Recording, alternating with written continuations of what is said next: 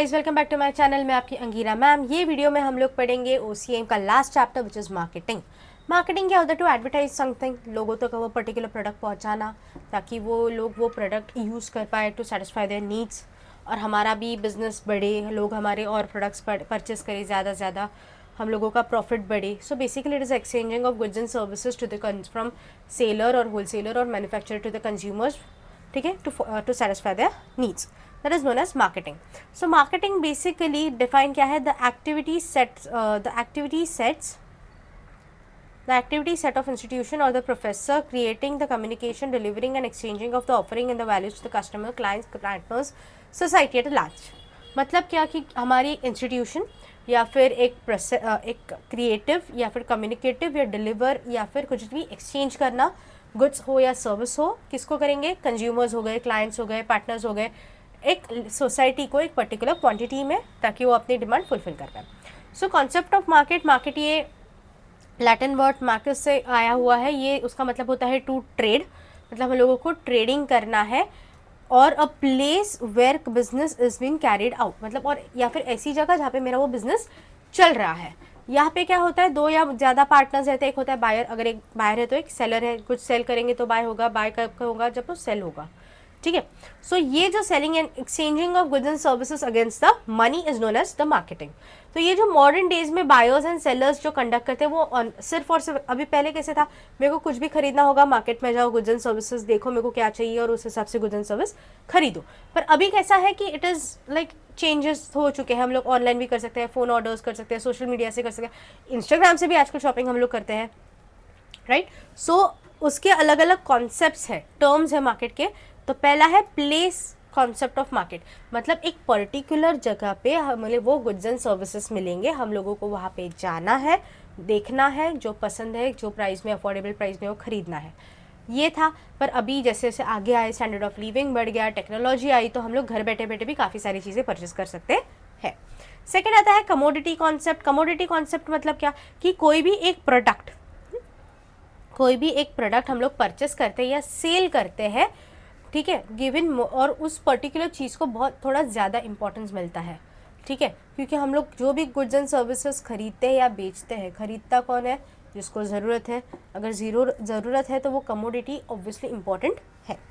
फिर आता है एक्सचेंज कॉन्सेप्ट। कुछ भी गुड्स एंड सर्विसेज हम लोग जब भी एक्सचेंज करते हैं तो हम लोग एक पर्टिकुलर प्राइसेस में, मनी में एक्सचेंज कर देते हैं। फर्स्ट ऑफ ऑल एक्सचेंजेस जो होते हैं बायर्स एंड सेलर्स में होगा। बार्टर सिस्टम पहले होता था, अभी बार्टर नहीं होता है, अभी मनी ट्रांजैक्शंस होते हैं, मतलब पैसा देंगे और वो गुड्स एंड सर्विसेज खरीदेंगे।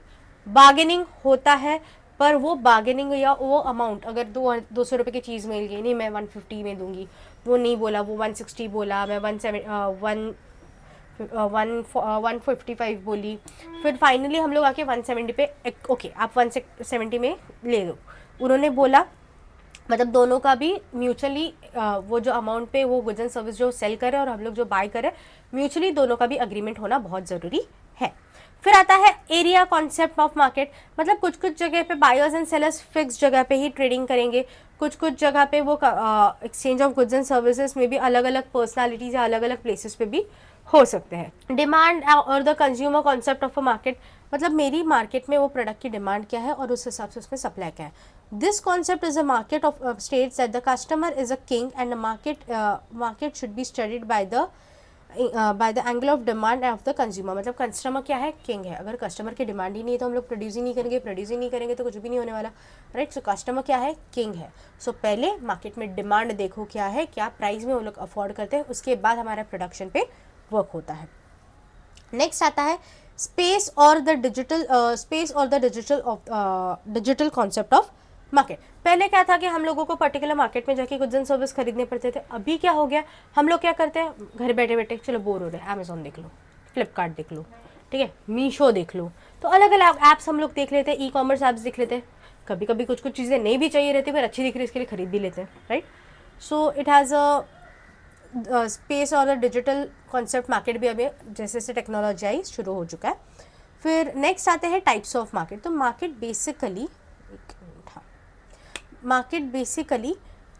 7 पार्ट्स में डिस्ट्रीब्यूटेड है, area wise, time, voluntary transactions, importance, फिर आता है नेचर ऑफ गुड्स, रेगुलेशन और कंपटीशन। ये 7 पार्ट्स में है, इंडिविजुअली हर एक को पढ़ते हैं।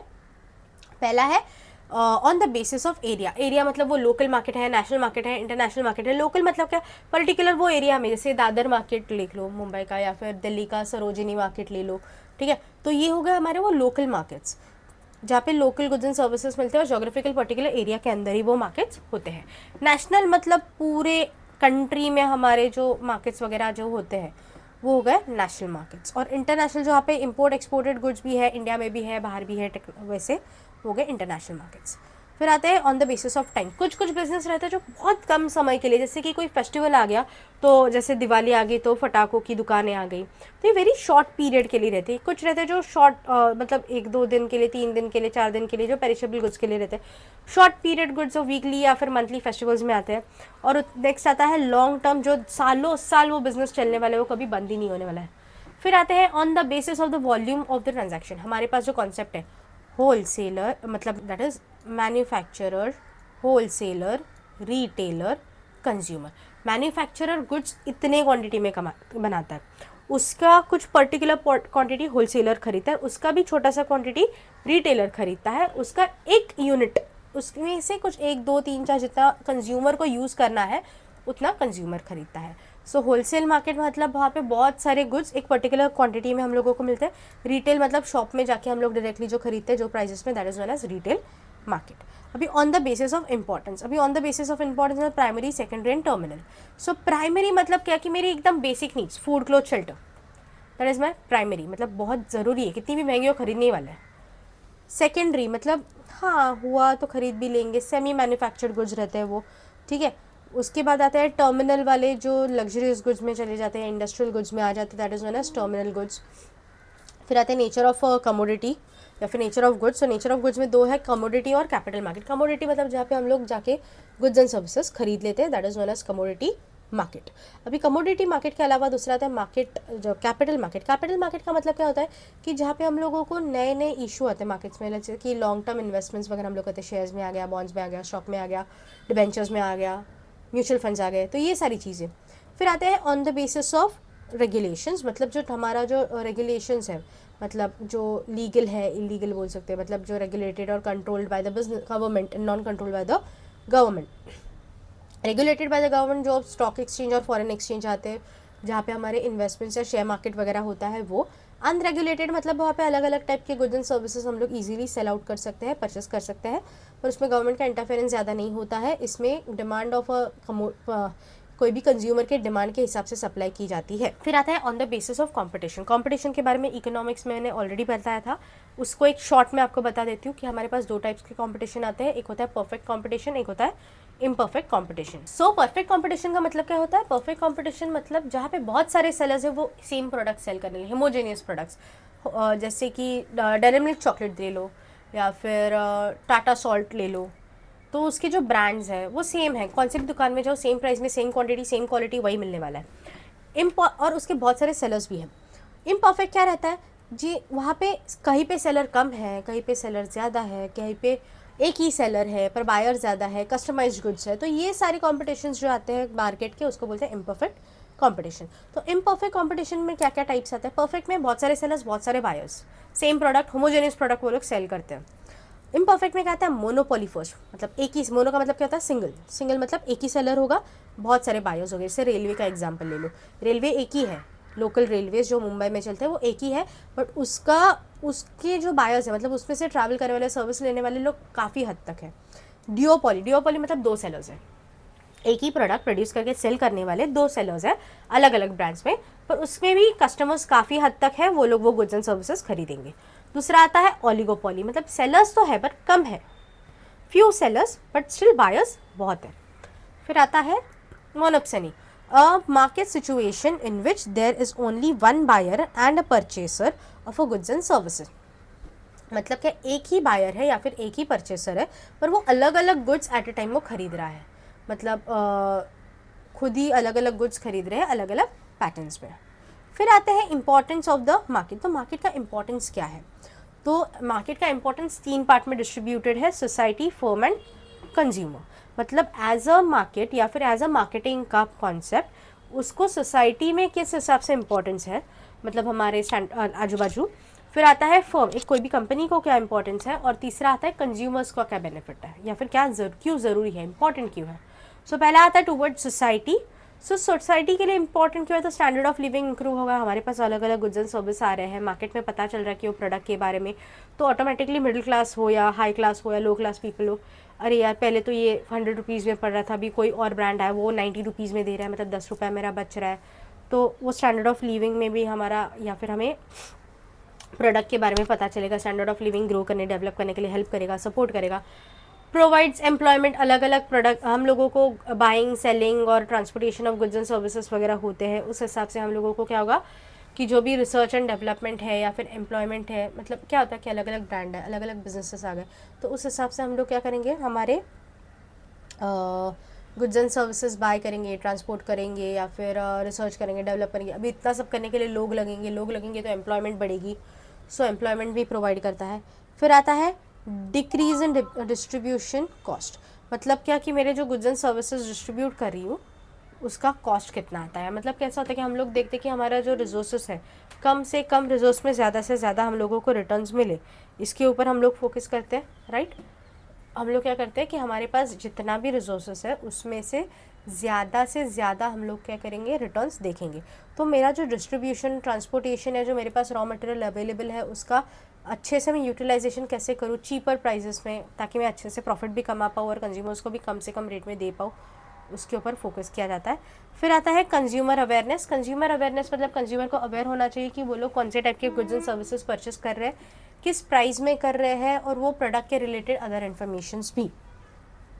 फिर आता है increase in the national income. Obviously अगर हमारी कंट्री अलग अलग जॉब अपॉर्चुनिटीज़ प्रोवाइड कर रही है, अलग अलग बिजनेसेस इंट्रोड्यूस कर रही है, अलग अलग फैसिलिटीज़ प्रोवाइड कर रही है, तो हमें एक स्टेबिलिटी मिलती है, क्योंकि हमारी कंट्री में इनकम आता है इन द फॉर्म, मतलब गवर्नमेंट को in the form of tax और नॉन टैक्स पैटर्न में। फिर उसके बाद अलग अलग फैसिलिटीज़ आ जाती है, फिर उसके वजह से हमारी कंट्री डेवलप होती है, ग्रो होती है, उनका इनकम सोर्स भी बढ़ता है। नेक्स्ट आता है मैनेजिंग कंज्यूमर एक्सपेक्टेशंस, मतलब कोई भी कंज्यूमर के एक्सपेक्टेशंस को किस हिसाब से मैनेज करना है। उसको मतलब क्या कि मेरे एक्सपेक्टेशन क्या है एक पर्टिकुलर प्रोडक्ट के रिलेटेड, फिर वो एक्सपेक्टेशन मेरी फुलफिल किस हिसाब से होगी, या फिर उसमें हम लोग क्या क्या काम कर सकते हैं, कस्टमर्स के रिव्यूज़ कैसे देखे जाएंगे, गवर्नमेंट के रेगुलेशंस जो होंगे, या फिर कुछ फ्रॉड ना हो, इसके ऊपर पूरा हम लोग देखते हैं। अभी इंपॉर्टेंस फॉर द फर्म के टूवर्ड्स इंपॉर्टेंस क्या है, तो पहला है इंक्रीज इन अवेयरनेस, मतलब क्या, marketing provides the detail information and create the awareness among the consumers about the existing product and new arrival of a company. मतलब क्या, ये जो मार्केटिंग की वजह से अवेयरनेस आता है, अभी मेरा एक पर्टिकुलर बिजनेस है, मेरा बिजनेस तो चल रहा है, पर अभी मेरे को पता नहीं कि कोई और बिजनेस भी आया क्या, मार्केटिंग की वजह से मेरे को पता चलेगा, अरे नया बिजनेस आया, कंपटीशन आया। Increase in sale, increases sale मतलब जो भी हमारा sale of goods and services होता है उसको हम लोग क्या करते हैं, इंक्रीज़ करते हैं। डिमांड बढ़ी, सेल बढ़ा, प्रॉफिट बढ़ा, पर वो सब मार्केट की वजह से हम लोगों को पता चलता है, मार्केटिंग की वजह से। फिर आता है क्रिएट ट्रस्ट। क्रिएट ट्रस्ट का मतलब क्या होता है कि हम लोग जो भी गुड्स एंड सर्विसेज अगर अच्छे क्वालिटी के होंगे, हमारी कंपनी का गुडविल अच्छा होगा, रेप्यूटेशन अच्छा होगा, तो हमारे जो लॉयल कस्टमर्स है, जो बार बार आके हमारे गुड्स खरीद रहे हैं, वो लोग भी बोल रहे हैं कि आपके क्वालिटी में कुछ फ़र्क नहीं आ रहा है, प्राइजेस के हिसाब से आपकी क्वालिटी एंड क्वांटिटी एकदम परफेक्ट है, तो वो एक ट्रस्ट क्रिएट करती है कंज्यूमर्स में, जिससे भी हमें हमारे बिजनेस में और मार्केटिंग में ग्रो करने में हेल्प होता है।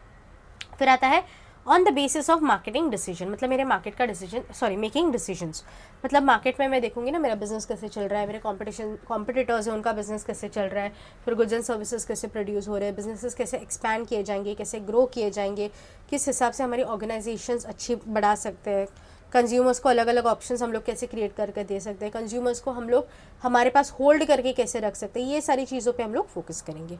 फिर आता है sources of new ideas. Obviously technology बढ़ रही है, आगे आगे जाके और ज़्यादा चीज़ें ग्रो होएंगी और नए नए कॉम्पिटिशन्स आएंगे, नए नए आइडियाज़ आएंगे, तो उस नए आइडियाज़ को भी हमारे बिजनेस में किस हिसाब से हम लोग अप्लाई कर पाएंगे, एक्सपैंड कर पाएंगे, उस पर फोकस किया जाता है।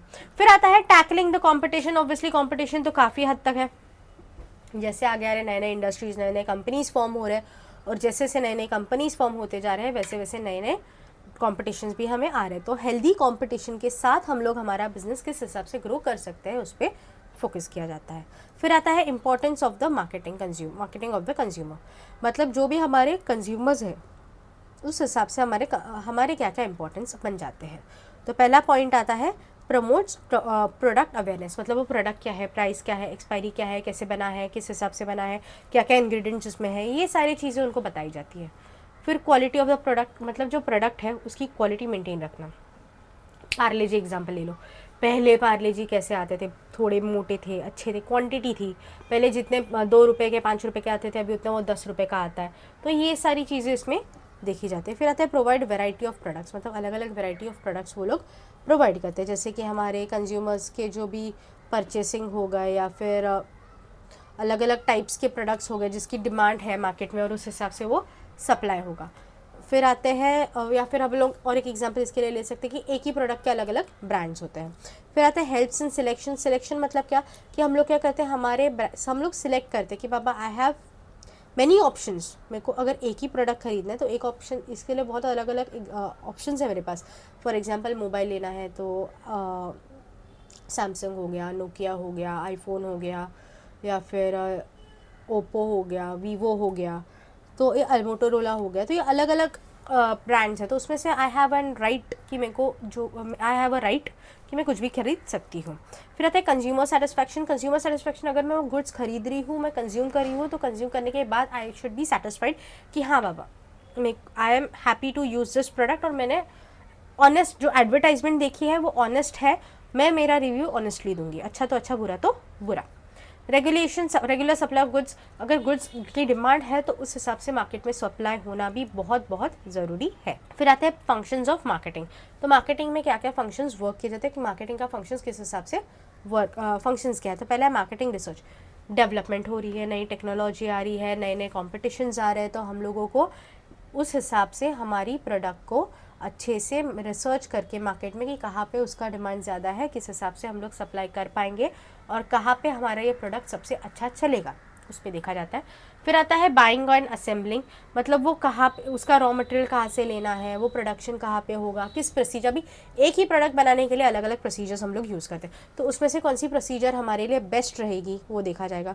मार्केट प्लानिंग, मतलब हम लोग प्लान करेंगे, स्ट्रैटेजीज़ लेंगे कि मार्केट में वो प्रोडक्ट कब लाना है, कब उस पर सबसे ज़्यादा डिमांड होएगा, किस टाइम पे और किस एरिया में वो सबसे ज़्यादा सेल आउट होगा, ये पूरा हम लोग प्लान करेंगे पहले कि किस हिसाब से हम लोगों को करना है। फिर आता है प्रोडक्ट डेवलपमेंट, मतलब ऐसे नहीं कि बाबा पहले जो प्रोडक्ट मिलता था वैसे ही, अभी नॉर्मली हम लोग कुछ भी देख लो, अलग अलग नॉर्मल जो हम लोग कुछ भी खरीदते वगैरह, प्रोडक्ट्स का कुछ ना कुछ इनोवेटिव आता है, जैसे डेयरी मिल्क आ गया, डेयरी मिल्क सिल्क आ गया, डेयरी मिल्क बबल आ गया, राइट। तो ऐसे अलग अलग ऑप्शंस आ गए, राइट। तो उसको डेवलप किया उन्होंने। स्टैंडर्डाइजेशन एंड ग्रेडिंग, मतलब साइज, क्वालिटी, क्वांटिटी, डिज़ाइन। आप कभी भी कहीं भी मार्केट में जाते हो तो सबसे पहले प्रोडक्ट अगर कुछ खरीदना हो तो फर्स्ट ऑफ ऑल आप देखते हो पैकेजिंग, इसकी पैकेजिंग अगर अच्छी है तो ये प्रोडक्ट अच्छा है, इसकी ख़राब है तो प्रोडक्ट में भी ख़राब है, राइट। सो उस हिसाब से हम लोग सोचते हैं, तो उस हिसाब से ही वो प्रोडक्ट मार्केट में ग्रेडिंग करके स्टैंडर्डाइज करके किस हिसाब से लाया जाता है वो देखा जाता है। पैकेजिंग एंड लेबलिंग, वापस मैं वही बोलूँगी कि हम लोग देखेंगे कि वो पैकेजिंग किस अट्रैक्टिव होनी चाहिए। हाँ, जाने के बाद देखते हैं अरे क्या प्रोडक्ट है, कितना अच्छा है। आप लोग अमेज़ॉन और फ्लिपकार्ट पे भी कुछ कपड़े वपड़े देखते हो, अरे कितना अच्छा दिख रहा है, रिच लुक आ रहा है, जैसे मंगाते हो क्वालिटी वैसी ही निकलती है, ऐसा कंपलसरी नहीं होता है। तो फिर आता है ब्रांडिंग।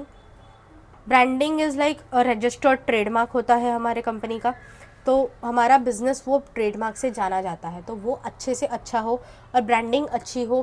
अगर मेरे ब्रांड का फॉर एग्जांपल बेला विटा ले लो, या फिर कोई भी अलग दूसरा और ब्रांडिंग वगैरह, लुई विटॉन ले लो, गुची ले लो, तो ये सारे अलग अलग ब्रांड्स होते हैं जिसकी वजह से भी हम लोगों को उस ट्रेडमार्क्स की वजह से, फिर वो लुई विटॉन 2 लाख के बदले 3 लाख भी वो एक पर्टिकुलर बैग का मांगेंगे, हम लोग दे देंगे क्योंकि वो ब्रांड है, right. So branding is also important. ये बहुत हाई लेवल के लग्जरियस में आ गए, लोकल ब्रांड्स भी हमारे पास होते हैं, उसमें भी वही होता है कि हाँ ये ब्रांड अच्छा है तो मैं खरीदने वाली हूँ आँख बंद करके।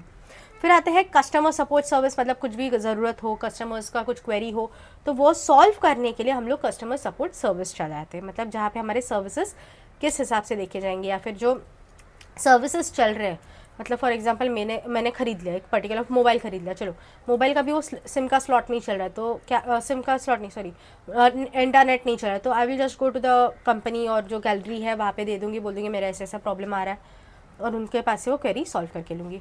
फिर आता है प्राइसेस ऑफ प्रोडक्ट, मतलब प्रोडक्ट की प्राइसेस ऐसे हमारे 4 फैक्टर्स ऑफ प्रोडक्शन पे वर्क करता है, that is land, labour, capital, entrepreneur, हमारे 4 फैक्टर्स ऑफ प्रोडक्शन है। तो फैक्टर्स ऑफ प्रोडक्शन के हिसाब से उसमें प्रॉफिट ऐड करके हमारा प्रोडक्ट का कॉस्ट या जो प्रोडक्शन का सेलिंग प्राइस है वो डिसाइड किया जाता है। पर ये सेलिंग प्राइस उस हिसाब से देखना है कि मेरे को प्रॉफिट भी मिले, मेरा कॉस्ट भी निकले, कस्टमर भी अफोर्ड करे और बाकी कॉम्पिटिटर्स से कम प्राइस में रख पाऊँ। फिर आता है प्रमोशनल चैनल्स।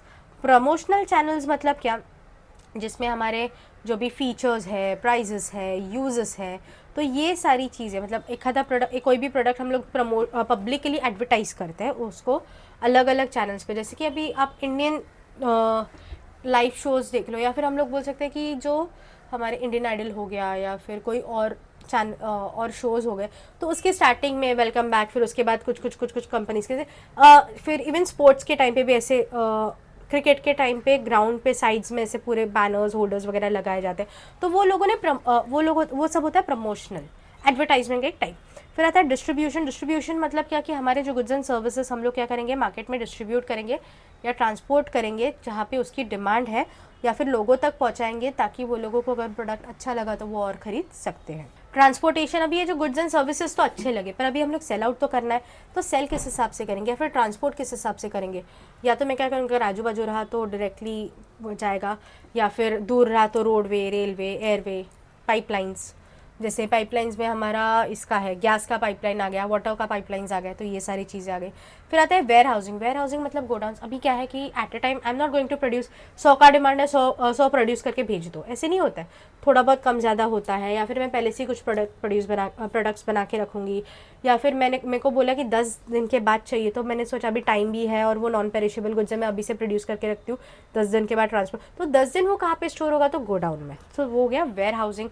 अगर वो खुद का हुआ तो ठीक है, नहीं हुआ तो रेंट पे लिया जाएगा। उसके रिलेटेड भी कौन से टाइप्स के वेयर हाउसेस है हम लोगों ने चैप्टर 4 में पढ़ा है, उसकी वीडियो ऑलरेडी हमारे पेज पे है, आप जाके वो देख सकते हैं। अभी देखते हैं मार्केटिंग मिक्स। मार्केटिंग मिक्स मतलब क्या, जहाँ पे mixture of all the combination, मतलब मार्केटिंग के अलग अलग पार्ट्स को एक साथ लाके हम लोग जब भी काम करते हैं, that is known as marketing mix. तो मार्केटिंग मिक्स बेसिकली 1960 में आया था, उसके बाद 1981 में उसको और ज़्यादा एक्सपैंड किया गया था बाय बूम्स एंड बिटनर ने, ठीक है। तो उसमें 7 पीस है, पहले 3 पीस थे, पहले 3 एलिमेंट थे, that is people, process and physical environment. बाद में 4 पीस आ गए विद सर्विस मार्केटिंग, मतलब 3 पहले के और एक सर्विस मार्केटिंग, उसके बाद अभी 7 आ गए। So what are the 7 points, that is product, price, place, promotion, product, price, place, promotion, people, process, physical environment. So product मतलब मेरा कमोडिटी, मेरे जो गुड्स एंड सर्विसेज है वो, उसके प्राइजेस क्या है, क्वांटिटी कितनी है, फिर वो प्रोडक्ट किसके रिलेटेड है, क्या है, कंज्यूमर्स को उसका बेनिफिट क्या है, वो यूटिलाइज कैसे करेंगे, पेरिशेबल है, नॉन पेरिशेबल है, वो सारी चीज़ें इसमें देखी जाती है। प्राइजेस मतलब मैं तो 1000 रुपये में भी वो प्रोडक्ट सेल कर दूंगी, लेकिन वो जो कंज्यूमर है वो 1000 में खरीद पाएगा या नहीं खरीद पाएगा, तो ये सारी चीज़ें इसमें देखी जाएगी। प्लेस, कौन से प्लेस पे वो प्रोडक्ट प्रोड्यूस होगा और कौन से प्लेस पे वो प्रोडक्ट की सबसे ज़्यादा डिमांड है और कंज्यूमर्स की पोटेंशियल है कि वो खरीदेंगे। फिर प्रमोशन, एडवर्टाइजमेंट्स किस हिसाब से होंगे, मेरा टारगेट किसका, अभी फॉर एग्जांपल ले लो, मेरे डिग्री के अगर बुक्स प्रोडक्शन का है तो मैं डिग्री के स्टूडेंट्स को टारगेट करूँगी।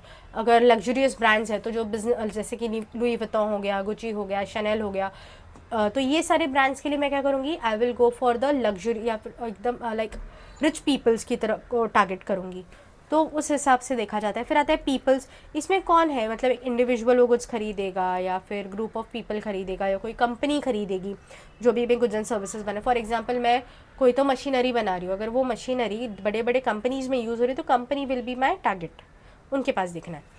फिर आता है प्रोसेस, मतलब वो प्रोडक्ट किस प्रोसेस से बनता है, मतलब मेरा बिजनेस कहाँ पे है, कंज्यूमर्स कौन होगा और वो प्रोडक्ट रॉ मटेरियल से लेके फिनिश गुड्स तक किस हिसाब से बनता है, उसका स्टैंडर्ड सर्विस किस हिसाब से होगा, ये सब देखा जाता है।